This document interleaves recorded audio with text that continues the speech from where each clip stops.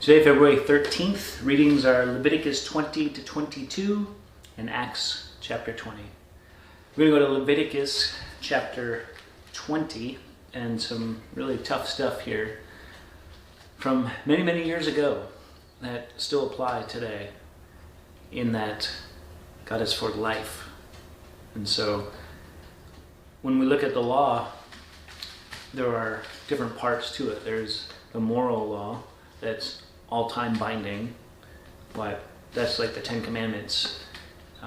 And then there's ceremonial law, which relate to the worship in and around the tabernacle and the temple and some of those kinds of things, and how they would live life. That those kinds of things aren't necessarily passed down to Christians today. And so we have to make distinctions, not saying, oh, don't worry about the Old Testament anymore, but understanding why there were some laws made that we don't follow now. Like combining two kinds of garments in your shirt, for example, or eating pork is okay, right? And a lot of that got dealt with under the beginning of the church. Acts 15 was the significant time where they kind of walked through some of these things, but also because of Jesus and the new covenant, we're not bound to the law. And things that we still hold to are the Ten Commandments, those things rooted in and around following God's moral law. So keep that in mind as you're going through Leviticus especially. Chapter 20.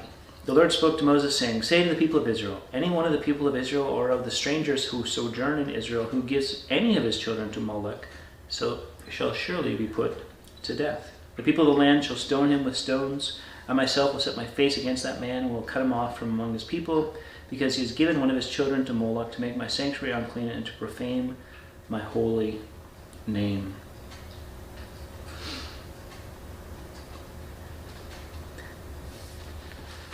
Sacrifice to Moloch was a thing that people did in those days to this god who demanded, God's not a god. And so people that made up this religion, and it was involved child sacrifice, and God's not okay with that. And you would think, that would be a pretty standard kind of thing, to go, yeah, we shouldn't be okay with that either. And the problem with verses like this for us today is people look at that and go, yeah, for sure, don't kill kids. But when did that kid start becoming a kid? Right? Life begins in the womb.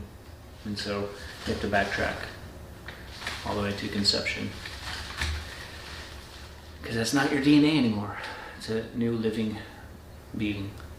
And so that takes us into conversations that are relevant for today in our culture, in our time, and abortion.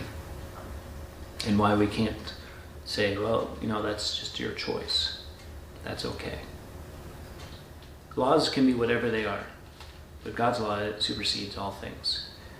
And the best thing we can do as believers is to love people, be willing to walk them through difficult things, but always stand in truth. Later in the chapter, there's a whole bunch about sexual immorality, again, adultery, and all these different kinds of things here that are not okay. Coming down to verse 22.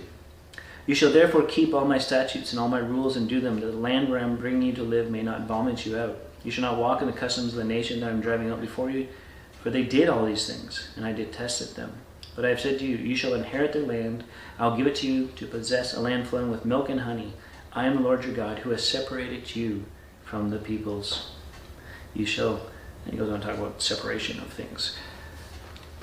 All those ways the culture used to be is why I'm judging them and giving you the land now. So don't partake in them, right? You're set apart, holy unto God. that still is true today. Till next time, keep growing little by little.